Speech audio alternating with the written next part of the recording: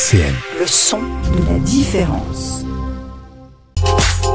Le rendez-vous conso sur RCN avec l'UFC Que Choisir. Bonjour et bienvenue dans ce nouveau rendez-vous conso avec vous, Jacques. Bonjour Jacques. Bonjour.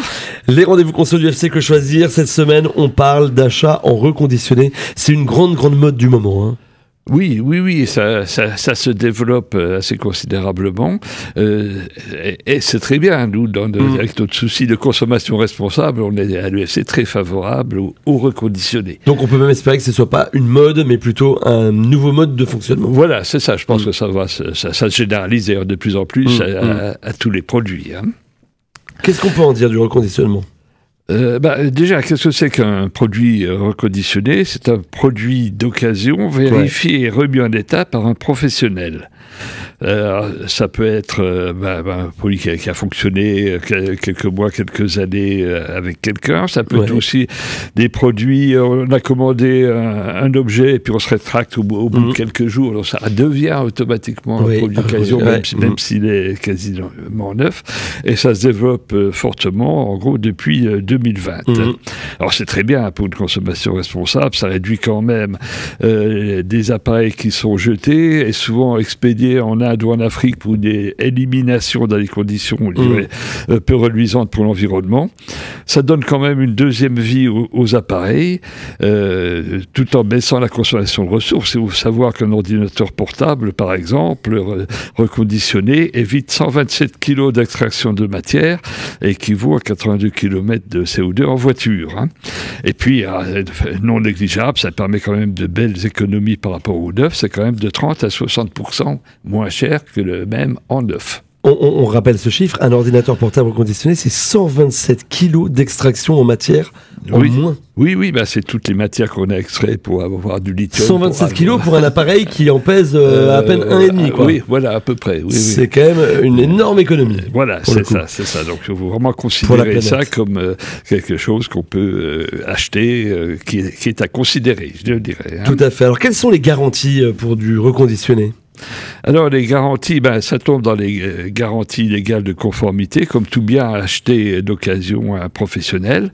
C'est-à-dire, dans ce cas-là, il y a 1 an de garantie durant lequel tout défaut est présumé avoir existé au moment de la vente. Donc la première année, normalement, vous êtes tranquille, même si, on peut en reparler, le professionnel va peut-être traîner les pieds, mais il est responsable. Et ça s'adresse pour tous les produits d'occasion, reconditionnés ou occasion classique, hein. En revanche, ça garantit une deuxième année, mais la deuxième année, c'est un peu plus compliqué, parce que c'est à nous de prouver que le défaut qu'on a constaté existait déjà au moment de l'achat. Mais c'est beaucoup plus difficile, hein.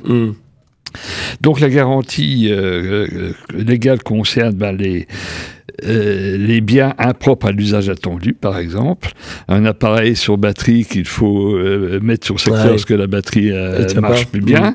Les biens qui ne correspondent pas au descriptif, même s'ils fonctionnent, hein. Par exemple, j'ai commandé, même en reconditionné, un téléphone blanc, il m'arrive un téléphone bleu, c'est pas conforme. D'accord.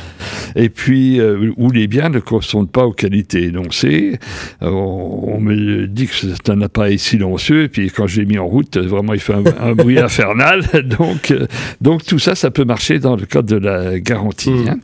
Alors après, c'est vrai, il y a la garantie des vices cachés, donc ça c'est après 1 an, hein, et il faut prouver le défaut constaté est antérieur à la vente. Et ça, c'est vraiment pas facile.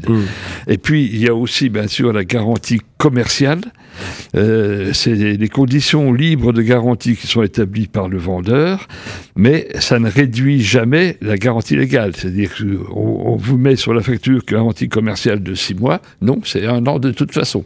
Il peut y avoir des extensions de garantie dans ces cas-là ? C'est ça les conditions, les garanties commerciales ? Non, pas du tout. Oui, enfin, ça peut être des garanties différentes de la garantie classique, mais souvent les garanties commerciales, elles ont une durée plus ou moins limitée, même s'il arrive que parfois elles vont au-delà de l'année. Ça arrive sur les appareils, donc là, ça devient intéressant par rapport à la garantie légale, mais attention, est-ce qu'il n'y a pas des restrictions ? Donc il faut toujours bien lire les conditions de garantie commerciale, tout en sachant que la garantie légale, de toute façon, elle existe, s'impose. Absolument. S'impose, hein. Quelles précautions il faut prendre quand on va vers du reconditionné ? Déjà, quand on va voir du reconditionné, bien souvent, on retrouve ça, c'est des petites annonces sur Internet ou des sites de vente de reconditionnés qui présentent l'appareil qu'ils mettent en vente. Alors là, ce qu'il faut faire, c'est déjà prendre une copie d'écran de l'annonce ou de la fiche produit qui est fournie. Hein. Il faut privilégier les appareils vendus et reconditionnés en France. Ah oui. Parce que si c'est à l'étranger, c'est un contentieux, ça devient tout de suite plus difficile. Si c'est un pays européen, on y arrive encore. Si c'est un pays hors Europe, là, ça devient quasiment impossible. Hein. Et puis, si c'est des appareils qui sont à batterie, privilégiez les produits où il est mentionné que la batterie a été changée. Ça, c'est aussi une garantie. Oui, au moins vous êtes tranquille là-dessus. Ouais. Qui est quand même plus importante. Hein. Bon, alors, il y a quand on parle de reconditionner, ce qui saute à l'esprit, c'est le smartphone. Oui, ça bien sûr, le reconditionné a bien sûr commencé avec le smartphone, même si ça s'étend maintenant à de multiples autres produits. Oui, comme les voitures notamment. C'est quand même 21% des ventes des smartphones se font en reconditionné, donc c'est quand même pas neutre. Et il y a un fort développement en 2020 à 2022, tout en sachant que depuis 2023, on constate un léger recul d'environ 2-3% par rapport au développement des années précédentes. Recul peut-être dû à certaines mauvaises surprises, on va en reparler. Hein.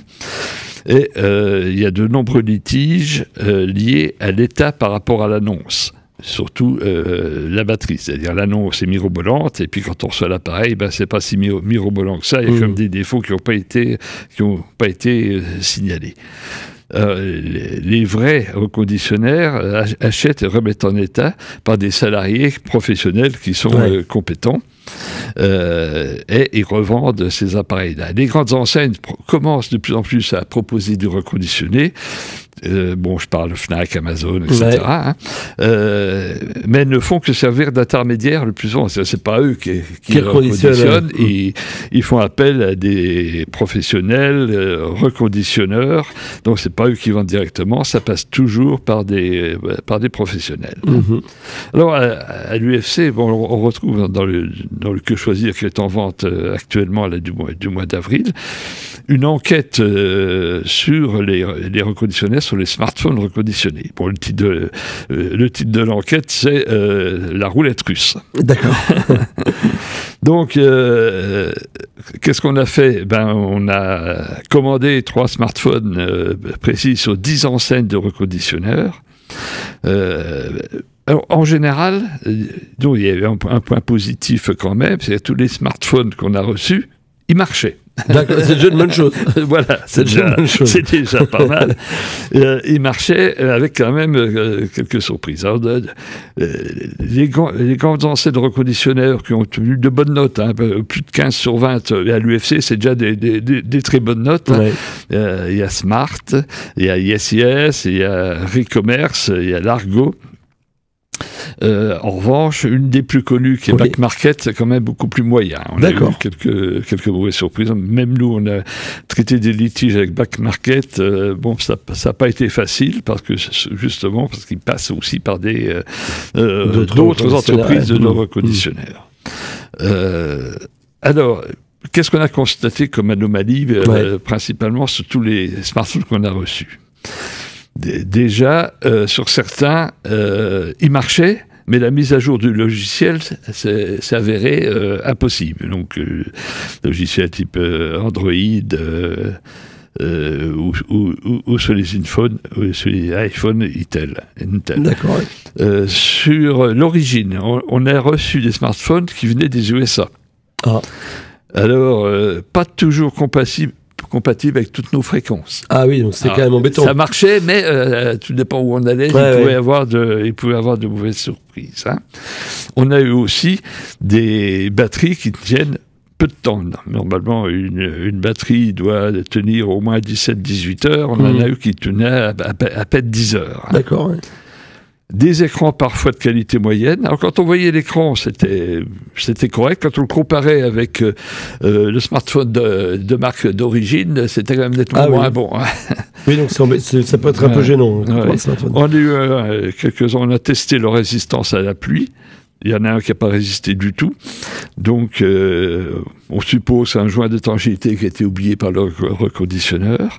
On a parfois des haut-parleurs médiocres. Et enfin, il y a des accessoires qui ne sont pas ceux d'origine. On achète un smartphone reconditionné et puis le chargeur, c'est un truc basique qui marche plus ou moins bien, qui peut être plus ou moins dangereux même parfois. Hein. Quels sont les conseils que vous donnez, Jacques, et l'UFC Que Choisir, quand on parle de reconditionner? De reconditionner, quand même, comme on l'a dit, permet des économies, et c'est vraiment un vrai geste pour la planète. Donc, nous conseillons. Vous l'encouragez. Très clairement. Vous l'encouragez. Nous le conseillons. Comme on l'a dit, tous les appareils qu'on a reçus, on en a comme une trentaine, tous marchaient. Donc on peut tenter. Surtout le rapport qualité-prix est quand même assez bon. Alors, par rapport aux mauvaises surprises pour s'en protéger, j'ai dit prendre copie de l'écran d'annonce. Et si ce qu'on reçoit, ce n'est pas conforme, il faut le renvoyer. Parce qu'on a le droit de rétractation, le fameux droit de rétractation de 14 jours. Donc, il ne faut pas essayer de voir, si, il ne marche pas trop bien, mais on va quand même essayer et tout. Non, ça ne marche pas, ou il y a un défaut. Ce qu'on a vu aussi, c'est la petite annonce, c'était un appareil impeccable, et puis il y a quand même eu des traces de chute qui n'a pas fait tomber son smartphone. Oui, ça arrive, bien sûr. Donc, ne pas hésiter, il faut se rétracter à la moindre non-conformité. Et l'entreprise est tenue soit de vous rembourser, soit d'en renvoyer un autre qui sera conforme. Hein. Donc, on l'a dit, ne pas trop se fier à la garantie commerciale si elle est inférieure à 1 an. C'est la garantie légale qui doit jouer. Donc, il faut faire jouer la garantie légale et non la garantie commerciale si elle n'est pas satisfaisante. Hein. Et puis, en cas si on doit retourner l'appareil, surtout, prendre une photo de l'appareil avant envoi et une photo dans le paquet. Pourquoi? Parce que on a quand même pas mal de litiges d'appareils retournés qui disparaissent dans la nature. Ça, évidemment. Donc, si l'entreprise que vous avez vendue ne le reçoit pas, elle va considérer que vous ne l'avez pas renvoyé, elle ne va pas vous rembourser. D'accord. Donc, il faut amener vraiment des preuves, toutes les preuves qu'on a par rapport à l'envoi, qu'on l'a envoyé bien emballé aussi, parce qu'on va vous dire, oui, on l'a reçu, mais il était cassé. Des choses comme Alors ça. que c'est vous qui l'avez reçu cassé. Oui. Et puis là, peut-être que quand on le renvoie le paquet, si on peut le faire assurer, ça vaut peut-être le coup de mettre quelques zéros. D'accord. Quelques euros dans l'affaire par rapport au produit, parce que je dis vraiment les litiges de retour qui se perdent, c'est vraiment fréquent. D'accord. Donc c'est important, l'assurance de l'envoi. Merci Jacques pour l'ensemble de ces conseils et informations. Je rappelle que si vous voulez réécouter cette chronique, vous pouvez le faire sur notre site www.rcn-radio.org. Et puis si on veut plus de renseignements ou des conseils, on peut s'adresser à vous directement. Oui, vous pouvez. Les conseils sont toujours gratuits chez nous. Hein. on demande une adhésion que si on est amené à prendre et à traiter un litige. Dans ce cas, on demande une adhésion 30 €. Et puis, on peut nous appeler au 09 52 19 48 23. Très bien, merci beaucoup Jacques. Quant à nous, on se retrouve la semaine prochaine pour un nouveau rendez-vous conso. Avec plaisir. Du FC Que Choisir. Bonne semaine à tous. RCN, www.rcn-radio.org